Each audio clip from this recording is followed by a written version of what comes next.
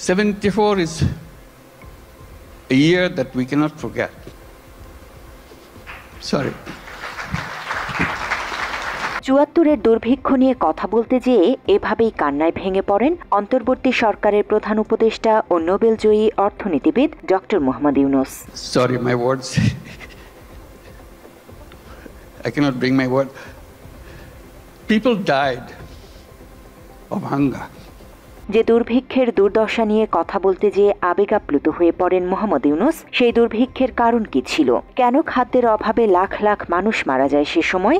আবারও সময় হয়েছে নতুনভাবে এসব নিয়ে আলোচনার, যেন নতুন বাংলাদেশে শাসকদের দুর্নীতির কারণে সাধারণ মানুষকে আর খাদ্যের অভাবে মরতে না হয়।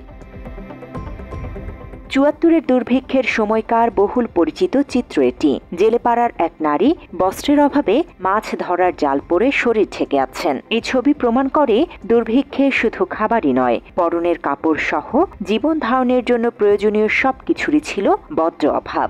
আন্তর্জাতিক বিভিন্ন সূত্র মতে কমপক্ষে ৫০ লাখ নারী নগ্ন দেহে বসবাস করেছে ওই সময়ে। গ্রামের মানুষ ঢাকা আসলে বোধ কিছু আমরা পারতে পারবো, এরকম দুর্ভিক্ষ। কালো মানুষ মরে যেতেছে, লাশ দাফন করার মতো মানুষ নেই, মা বাচ্চা ফালাতে বাচ্চাছে। ১৯৭১ সালে দেশ স্বাধীনের পর কোনো সাধারণ নির্বাচন ছাড়াই ক্ষমতায় বসেন শেখ মুজিবুর রহমান। এরপর থেকেই ডাকাতি, ছিনতাই, রাহাজানি আর দ্রব্যমূল্য বৃদ্ধিতে নাভিশ্বাস ওঠে সাধারণ মানুষের। জনতার পেটে যখন ভাত নেই, তখন লাখ লাখ টন খাদ্য নির্বিবাদে পাচার হয় সীমান্তের ওপারে। এসব নিয়ে লোক দেখানো বক্তব্য দিলেও প্রতিকার করেননি সে সময়ের শাসক মুজিব। কয়েকটা চোরাকারবারি, মুনাফাখোর, ঘুষখোর দেশের সম্পদ বাইরে বাইর করে দিয়ে আসে, জিনিসের দাম গুদাম করে মানুষকে না খাওয়া মানে উৎখাত করতে হবে বাংলার বুকের থেকে এদের। মূলত স্বাধীনতার পর শাসকদের ব্যাপক দুর্নীতি আর মুজিবের দুঃশাসনের কারণে সৃষ্টি হয় ৭৪-এর দুর্ভিক্ষ। আর ওই দুর্ভিক্ষে খাদ্যের আশায় এভাবেই রিলিফের বস্তার দিকে তাকিয়েছিল এই শিশু। দেহ থেকে প্রাণ যায় অবস্থা, তবু এদের খাদ্যের যোগান দিতে পারেননি শাসক মুজিব। ৭৪-এর ওই দুর্ভিক্ষে শুধু ঢাকাতেই প্রতি ঘন্টায় ৩ থেকে ৪ জন লোক মারা যেতে থাকে অনাহারে। অন্ন, বস্ত্র কিংবা মাথা গোজার ঠাঁই ছিল না কোথাও। কোটি কোটি মানুষ ছিল ক্ষতিগ্রস্ত ও বাস্তুহারা। অবস্থা এতটাই বেগতিক ছিল যে বমি খেয়েও বাঁচার চেষ্টা করেছে মানুষ। এ বিষয়ে আন্তর্জাতিক একটি সংবাদ মাধ্যমের এক সাংবাদিক সাক্ষাৎকারে মুজিবকে প্রশ্ন করেন, মানুষ ঘাস পাতা খেয়ে বেঁচে আছে, এমন কেন হবে? এই প্রশ্নের উত্তরে মুজিব বলেন, কিছু কিছু জায়গায় এরকম হতে পারে, তবে সব জায়গায় লঙ্গরখানা আছে। We have no food. We're not getting it from anywhere. Quite close to Dhaka. Why should this be so? You see, that is some of the places this happens, but we have our open, free kitchen everywhere. The people are welcome to come there. সে সময়ে সরকারি হিসেবে বলা হয় ২৭,০০০ মানুষ মারা গেছে দুর্ভিক্ষে। তবে বিভিন্ন গবেষণা থেকে জানা যায় ওই দুর্ভিক্ষে ৪০ লাখের মতো মানুষ মারা যায়। না খেয়ে মানুষ মারা যাওয়ার সঠিক তথ্য অস্বীকার করেন Sheikh Mujib. We have already declared in the parliament that around 27,000 people have died by starvation and by disease. We have not hid anything from anybody. It's a fact, natural calamities. দুর্নীতিবাজ আওয়ামী লীগারদের সৃষ্ট এই দুর্ভিক্ষকে প্রাকৃতিক দুর্যোগ বলে চালিয়ে দেওয়ার পাশাপাশি মানুষ খাদ্য পাচ্ছে না এমন তথ্যকেও মিথ্যা হিসেবে উল্লেখ করেন Mujib. Many people, perhaps tens of thousands of people, are simply not getting food in this country. It's not correct. Then 27,000 people could not even die. The people expected that few millions people will die. By we have fought it. Sheikh Mujib ৭৪-এর দুর্ভিক্ষ নিয়ে মিথ্যাচার করলেও আন্তর্জাতিক বিখ্যাত ব্যক্তিবর্গ নানা সময়ে করুণ সত্য প্রকাশ করেছেন।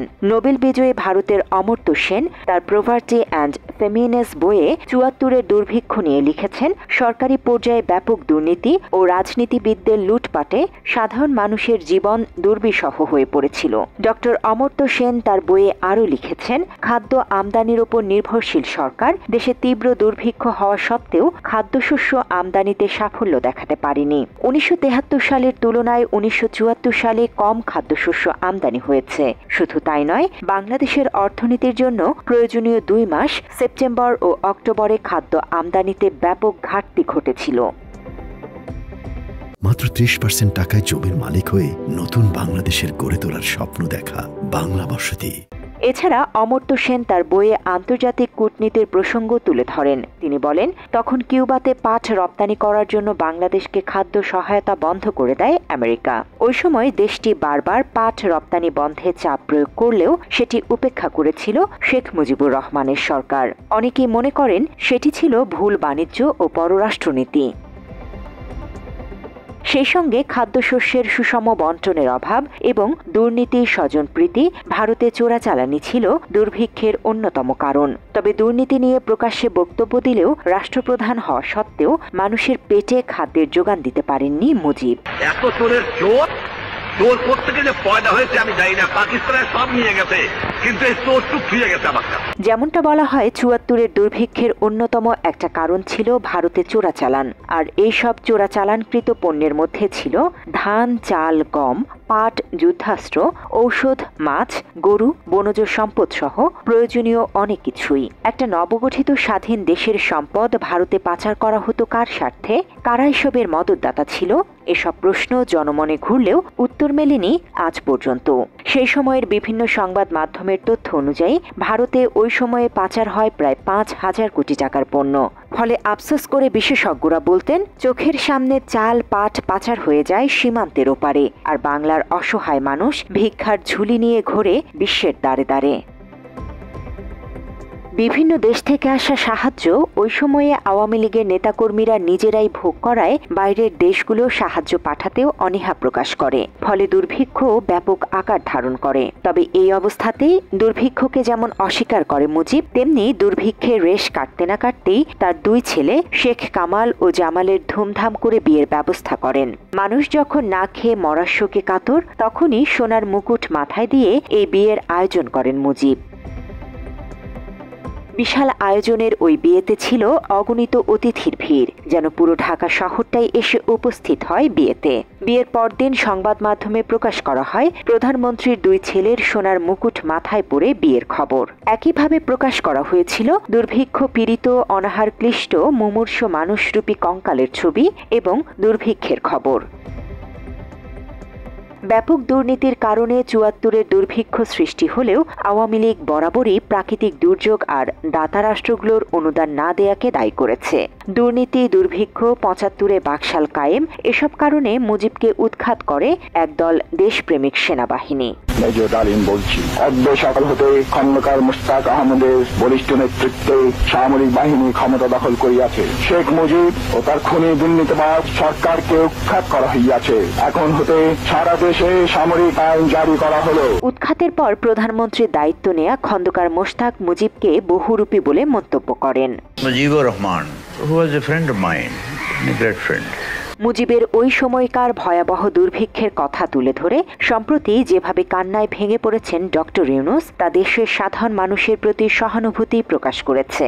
ইতিহাস থেকে শিক্ষা নিয়ে মুজিবের মতো আর কোনো শাসক বাকশালী হয়ে না উঠুক, এমন প্রত্যাশা সাধারণ মানুষের। আর দুর্ভিক্ষ নয়, হাতে হাত রেখে এগিয়ে যাক বাংলাদেশ, এমন প্রত্যয় সবার।